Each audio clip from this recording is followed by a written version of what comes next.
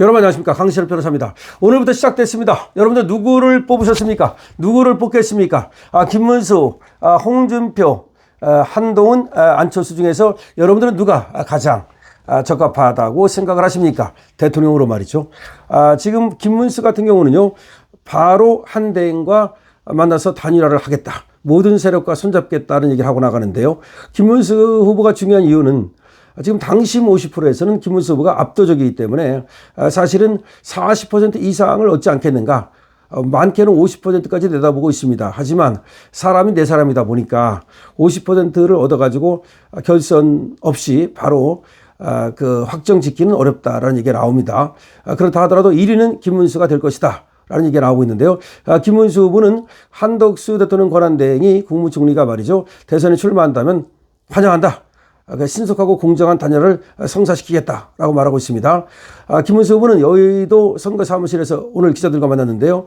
제가 우리 당 후보로 결정이 되면 이재명을 이기려는 모든 세력과 손을 잡고 힘을 모아서 6월 3일 대통령 선거에서 극적인 승리를 거두겠다라고 말했습니다. 김 후보는 경선 초반부터 한대행과의 단일화에 적극적인 입장을 표명해 왔는데요. 한대행 출마를 공개 촉구해온 윤상현, 박수영 의원도 김 후보 캠프에 합류했습니다. 윤상현과 박수영이 김문수 후보 캠프에 합류했다는 것은 윤상현과 박수영이 원래는 한덕수에 가깝거든요. 그걸로 봐가지고 두 사람 중에서 공정하게 신속하게 그렇게 단일화하라, 그런 뜻으로 보입니다. 아무튼 국민의힘은 이날부터 이틀간 당원 투표, 그러니까 오늘부터죠, 50% 그리고 국민 여론조사 50% 방식으로 2차 경선 투표를 진행하고 있습니다. 과반 득표자가 나오면 당 대선 후보로 확정이 되고, 그렇지 않을 경우 1, 2위간 득표자가 최종 경선이 진행이 됩니다. 자, 아까 말씀드린 바와 같이 한 자리는 김문수가 차지하는 것이 확실하다, 이렇게 봐도 됩니다. 그럼 나머지 한 자리를 누가 차지할 것인가 라고 하는 것인데요. 지금 볼 때 한동훈도 상당히 지금 치고 올라오고 있다는 얘기가 들리는가 하면 아니다, 한동훈은 이거 상당히 역선택이고 약간의 어떤 의도적인 냄새가 난다. 그래서 실제로 당심에서 한동훈은 맥을 못 출 것이기 때문에 한동훈이 못 올라갈 것이다 라는 얘기도 나옵니다.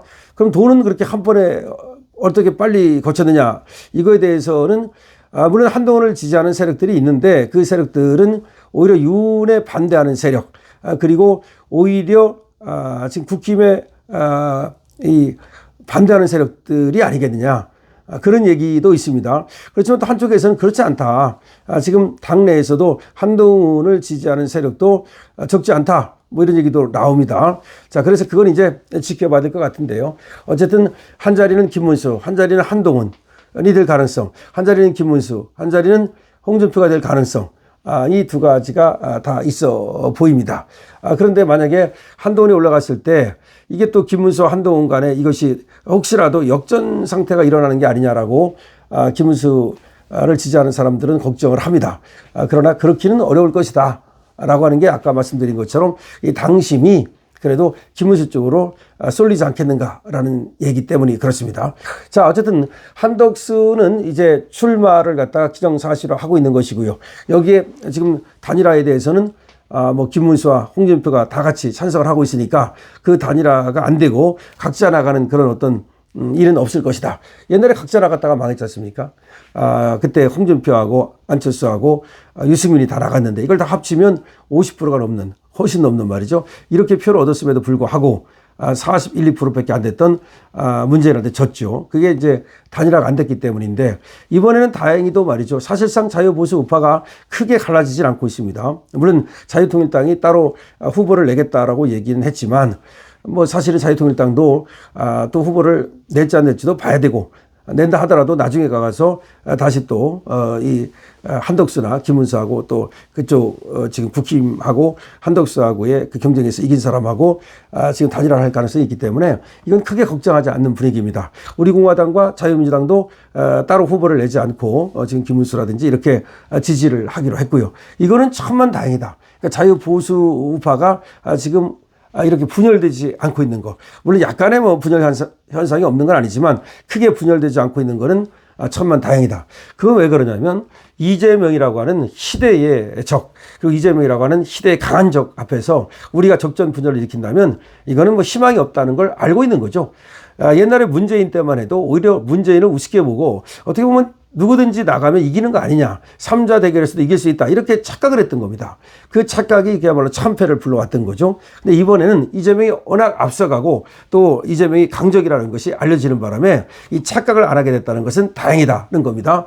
그리고 이재명이 사실상 민주당에서 뭐 지금 90% 정도의 지지를 얻어가지고 압도적인 북한에서나 있을 만한 그런 압도적인 지지를 얻고 있는데 이거에 대한 어떤 그 공포감, 포비아, 이거에 대한 혐오감 이런 것도 역시 작용을 하고 있다라고 보고 싶습니다. 그래서 자유보수 우파의 대단결도 저는 이루어지고 있다고 봅니다. 그러니까 약간의 뭐 분열 현상이 없는 건 아니지만 그거는 어떤 과정의 프로세스의 문제지 큰 틀에서는 국힘은 한 사람을 뽑을 겁니다. 그럴 수밖에 없고요.